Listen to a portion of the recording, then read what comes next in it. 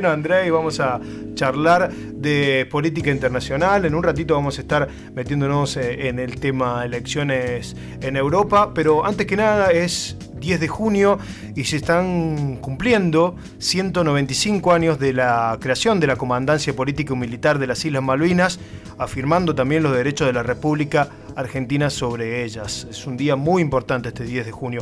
¿Cómo andas, Mariano? Matías te saluda, ¿todo bien? Hola Mati, ¿cómo estás? Hola Gaby, un gusto Hola, Mariano. charlar con ustedes nuevamente. Sí, lo mismo decimos, la verdad que siempre nos gusta charlar contigo. Ya lo habíamos hecho en varias oportunidades de Malvinas, inclusive charlamos contigo lo que fue ese regreso después de haber estado en el verano allí en las Malvinas, que nos contabas acá que ya te había cambiado de por sí. ¿Cómo estás viviendo este 10 de junio? ¿Cómo lo pensás? Y bueno, Mati, mira, son varias cuestiones. Lo primero, decir que el 10 de junio es un día, bueno, como fue en su momento decretado, Sí. para reafirmar, para expresarnos, reafirmar ese reclamo de soberanía sobre las Islas Malvinas, recordando, como bien dijiste, bueno, la creación de la comandancia militar, ¿no? en 1829, ¿no? Donde se lo nombra Luis Bernet.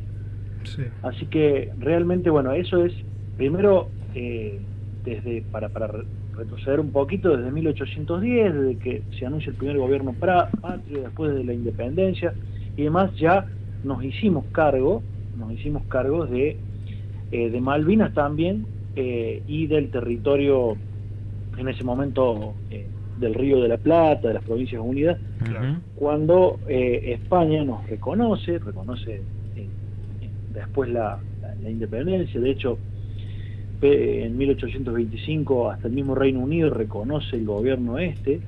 Previo a 1833, donde ellos vienen y por la fuerza expulsan a toda esta gente que fue nombrada en la comandancia y la gente que estaba habitando suelo argentino, Sí, ¿no? que fue una invasión inglesa más, digamos, que ahí pudieron quedarse. Siempre ellos Claro. estuvieron pensando en lo estratégico de ese lugar, en lo económico y demás, pero para Argentina, lógicamente, por el derecho que le asistía, ¿no? De iutis possidetis iuris, o sea, poseerás lo que poseía la colonia, ¿no? Y cuando España se va, nosotros, digamos, hasta la Patagonia, que estaba en ese momento con pueblos originarios, pero Sí. lo que era Malvinas correspondía a Buenos Aires, y Buenos Aires claramente se hizo cargo con vocación de administrar el lugar, y bueno, ya venía con gente que administraba, que protegía el lugar y demás, pero decididamente, por decreto, se crea la comandancia el 10 de junio de 1829, y eso es lo que hoy se está conmemorando, ¿no es cierto? Ese decreto, Sí.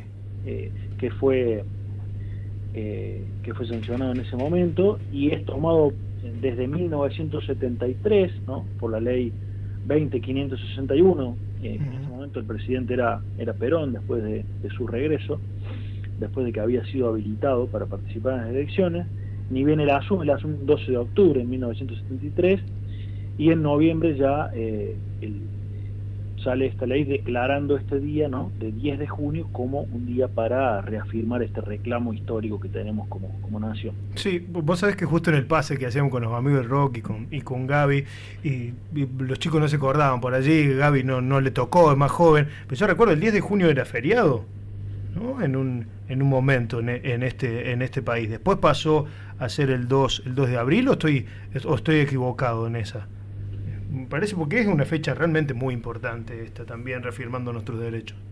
Mira, lo que se hizo es que, como concentrar el Día de la Soberanía, Claro. no recuerdo exactamente el año, Uh-huh. pero en noviembre, ya directamente como el Día de la Soberanía, específicamente de Malvinas, en un momento, sí, no sé con exactitud, ese dato te lo debo, pero el 10 de junio sí, en un momento lo fue, y después se concentra el 2 de abril, que es el día de la Operación Rosario, allá por 1982, cuando tropas argentinas llegan a Malvinas. Sí. Y bueno, pasa después, lo que sabemos, que Sí. no es el inicio de la guerra, sino el día de llegada de las tropas argentinas a Malvinas, donde rápidamente se hacen del control de las islas, porque había unos pocos militares británicos ahí que bueno, fueron fácilmente reducidos. Uh-huh. Mariano, y hoy, y en este contexto de gobierno, y en este día particular, ¿qué se puede decir de Malvinas? Bueno, yo lo que rescato es que, más allá de todo lo que vocifera el presidente, creo que no ayuda, creo que el reclamo no se ha cortado nunca, no se ha cortado ni en los peores momentos, digo, respecto a la reafirmación de soberanía, ni con Macri, ni con Menem.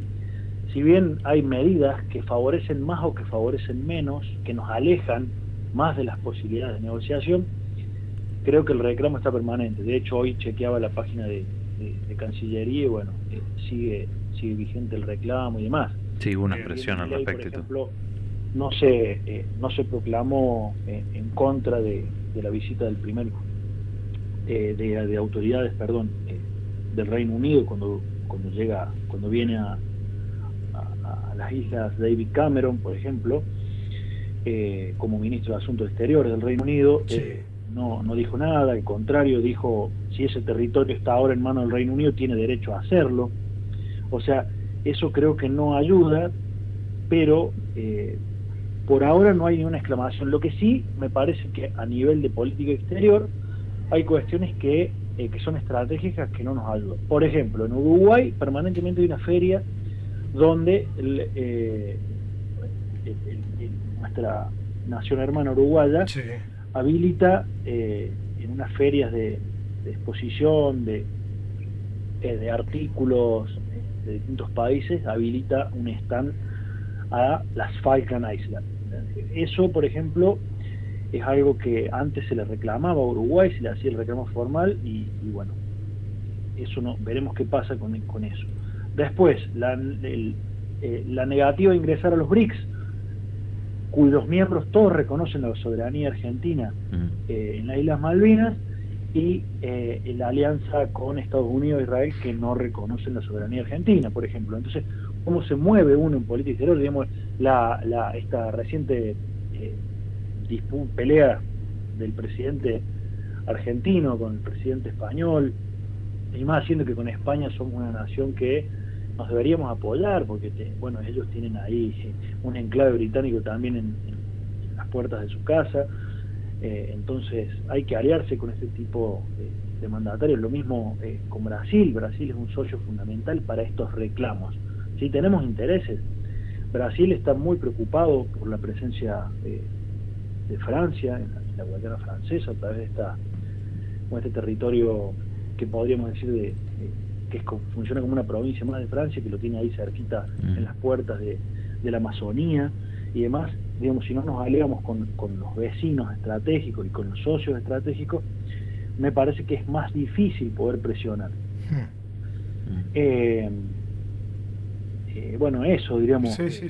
lo que se está haciendo en estos cortos 6 meses, si bien no ha habido una exclamación totalmente que nos resulte 100% negativa, creo que el posicionamiento en política exterior y la búsqueda y los socios con los que están hablando en relación al gobierno argentino no ayudan en la causa Malvinas. No ayudan porque China, Rusia, por ejemplo, que tienen un peso internacional considerable, Sí. podrían, pero claro, si nosotros estamos, que Xi Jinping es un comunista, que apoya a Ucrania, que digamos, son países que no nos van a ayudar, porque realmente no estamos haciendo alianzas estratégicas, creo, en ese sentido. No, con discusiones de otra época, además, tal cual. Exactamente, hablando de comunismo, Claro, sí. Se cayó en el 89 ya. Sí. China con un partido comunista y demás no le va tan mal, ¿verdad? Así que yo creo que ideologizar la política exterior nos está trayendo muchos problemas. Sí. Sí, totalmente. Mariano, quería aprovechar para charlar contigo, porque la vez que citaba Mati cuando habíamos dialogado con vos, todavía no estaba funcionando, pero se dieron pasos importantes en estos últimos meses para el Observatorio de Malvinas aquí en nuestra uni y en nuestra ciudad. Así es, así es. Bueno, se ha creado, el Consejo Directivo de Sociales ha creado a través de una resolución el Observatorio Malvinas y bueno, estamos arrancando de cero en la construcción del corpus de ese observatorio. El observatorio, digamos, tiene un director y tiene una comisión que está conformada por el centro de veteranos, por un miembro del centro de veteranos, a propuesta del mismo centro, un integrante del Museo Malvinas, ¿no? Como para tener todas las patas institucionales alrededor del observatorio, y un docente experto en el tema. Así que en la construcción y la conformación de esa comisión y primera reunión estamos. Bien. Y también de la construcción de un primer informe a partir de acá del Observatorio de Villa María, de cómo está la situación en Malvinas hoy en día. Eso está en proceso de construcción todavía. Hace muy poco que se ha aprobado el observatorio, así que nos hemos puesto a trabajar. Hay tres pasantes, que están actuando en el ámbito del observatorio. Bien. De las distintas carreras, que bueno, que están profundizando en el tema, y creo que es la base, malvinizar en la universidad. Por ahí ese es un poco también el objetivo del observatorio, que hace justamente un día como hoy, justamente donde tenemos que reafirmar esto, sí. ¿No? Creo que colabora en ese sentido, que es un mandato nacional ya desde 1829, pero reafirmado en 1973 con esta ley tomando la fecha, ¿no? Aprovecho que estamos charlando con vos, Mariano, y hablamos un poco de política internacional. En el pase también, cuando anticipábamos que ibas a tenerte como entrevistado, decíamos que el fin de semana hubo elecciones en el Parlamento Europeo y todo parece seguir girando y cada vez más hacia la derecha, ¿no? Y en Europa se ha visto con fuerza eso en las últimas horas. Sí, así es. Yo creo que vale también hacer un recorrido. La primera vez que se vota este Parlamento a nivel europeo, pensemos que la Unión Europea es como un macro estado, ¿no? Sí. Que tiene representantes en cada uno de los 27 estados que la conforman. Desde el año 79 hasta la actualidad que se ha venido votando, han ido creciendo, ¿no? Ha ido creciendo la participación. La participación, esto también alimentado por esa primer señal que tuvimos como de nacionalismos conservadores con el Brexit, ¿no? Con esta posición que toma el Reino Unido en el 16, se concreta en el 20, después de dejar la Unión Europea, que esto le da más representación a los otros miembros, ¿no? Cada estado, cada uno de estos estados tiene una representación en base, bueno, a su población y demás. O sea, el que más tiene, por ejemplo, representantes es Alemania, ¿no? Con un máximo de 96, que son los máximos permitidos. Creo que el mínimo son 8 o 9 parlamentarios, pero cada estado hace su elección y envía representantes. Lo que tiene esto, como pasa a nosotros que votamos a representantes en el Parla Sur, ¿no? Es que cada uno de las distintas expresiones partidarias de cada uno de los países envía, a partir de la elección que se da en cada uno de los estados. Es buenísima la comparación para entenderlo. Bueno, sí. Un número X de parlamentarios. Sí. En el caso de Alemania y Francia, ¿por qué? Porque son los dos estados europeos que más representantes envían. Tan es así que entre los dos conforman el 25% de estos eurodiputados, ¿no? Y en eso viene, por eso está representado, y también en los que le siguen, que son Italia y España, entre todos estos forman el casi 45% de los eurodiputados entre estos 4 países. Y en estos 4 países ha tenido la particularidad este fin de semana, ¿no? Son unas elecciones de 4 días, ¿no? Donde imagínense que se votan 700, este año 720 son los parlamentarios elegidos, ¿no? Eran 705, me parece, hay 15 más este año, se vota cada 5 años esto.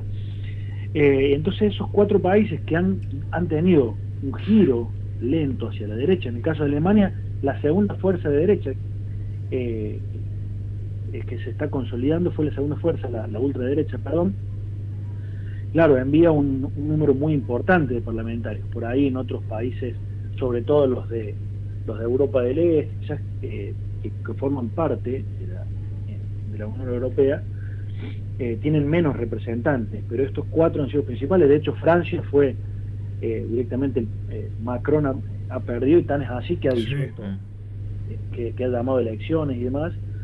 Así que Francia y Alemania han aportado, sobre todo, el mayor número para que veamos, si miramos el mapa de Europa, para que veamos este giro hacia la derecha. Sí, sí, que inclusive hasta Javier Milei se atribuyó un poco, ¿no? Esto es increíble, se piensa que ganó en Europa, pero a Vox no le fue nada bien, en ese sentido, que fue el que apoyó claramente yendo a España y todo. No le fue nada bien, pero sí le fue mal a Pedro Sánchez. Claro. Entonces, y tiene que ver con con los hechos recientes de público conocimiento entre Milei y Pedro Sánchez, que escalaron a nivel estatal, ¿no? Con la retirada de los agentes diplomáticos del país y demás.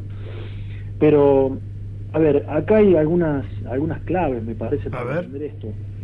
Por ejemplo, la socialdemocracia, porque, a ver, voy a volver, pero, disculpen, pero no es tan sencillo para poder explicarlo en pocos minutos. A nivel partidario, imagínense la cantidad de facciones políticas que tiene cada uno de los partidos, de los estados, perdón, de los países. Sí. Entonces, en España hay una ultraderecha, una derecha y una ultraderecha. En otros países también van rondando a derecha, ultraderecha, y a veces hablamos de liberales, a veces hablamos de conservadores y a veces hablamos de la izquierda, ¿no? Pero por ahí cuando van al Parlamento Europeo empiezan los diálogos para ubicarse de un lado o del otro. Entonces hay partidos, por ejemplo, que no se ubican, no se sienten representados por la ultraderecha ni tampoco por la izquierda, que se llaman de centro, pero que uno sabe que tiene una tendencia, ¿no?, a irse hacia un o hacia el otro, cuando logren llegar, cuando se constituya efectivamente el Parlamento y cuando empiece ya empiecen a actuar estos nuevos diputados.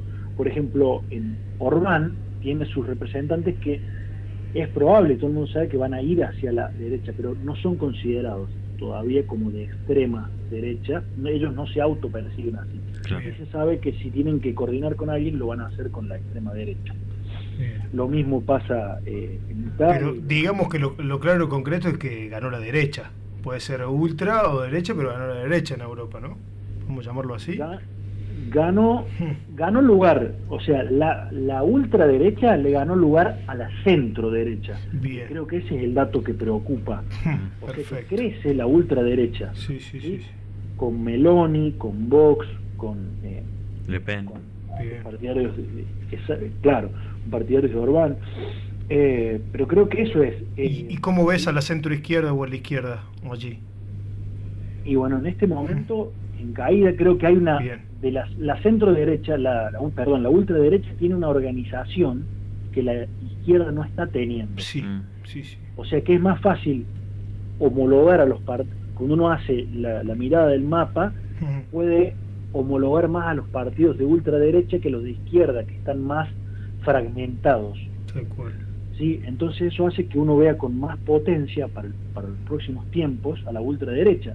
Es una oleada de nacionalismos que se encuentran en un punto, y que creo que en esto sí tiene razón un poco Milei, porque él está hablando de una ultraderecha que él cree que representa, que en realidad en Europa muchos se le ríen a Milei, digamos, somos a través de Milei el hazme reír de muchos lugares. Sí, porque además es una ultraderecha esta Argentina muy rara, porque no es nacionalista, como si son las demás.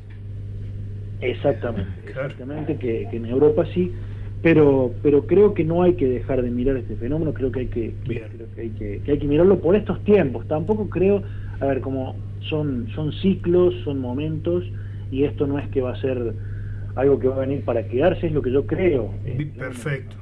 No me puedo jugar a dar ni vaticinar nada, porque me parece que eso es muy prematuro, pero sí creo que en este tiempo y por los próximos años hay una oleada de derecha que tiene que ver, sobre todo en Europa, no es el caso nuestro, con los nacionalismos. Y una de las primeras señales, como lo dije, fue el Brexit, ¿no? Fue fue como hay una lucecita que se encendió, pero creo que a toda esta gente, a todos estos partidos o grupos de derecha, ultraderecha, hay algo que los une y que tiene que ver con la inmigración, ¿sí? Con un racismo que se acentúa, en cierto caso, por ejemplo, con el Islam, ¿no? Con cuestiones identitarias. No es casualidad que en el sur de Europa se den, sobre todo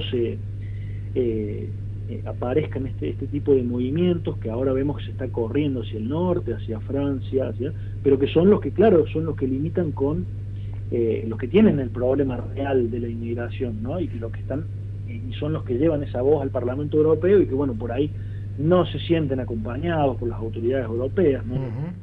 El Parlamento dice, bueno, estamos hablando de España, que son como ellos mismos se autoperciben, centros de contención de la inmigración africana, ¿no? Entonces, bueno, esto también, bueno, con el tema del crecimiento de la pobreza, cómo crece en el mundo las diferencias, donde el 1% cada vez creo que tiene que ver con eso, ¿no? Que está pasando por situaciones complicadas y bueno, lo que está pasando en África es un poco nos habla de esto, ¿no? Como un nuevo proceso de descolonización en África que estamos viendo poco a poco. Tal cual. Gracias, Mariano. Te mandamos un fuerte abrazo. Siempre es muy grato charlar contigo. Que andes bien. Bueno, como les digo, no es fácil poder en unos minutos hablar de no, pero sí, perfecto.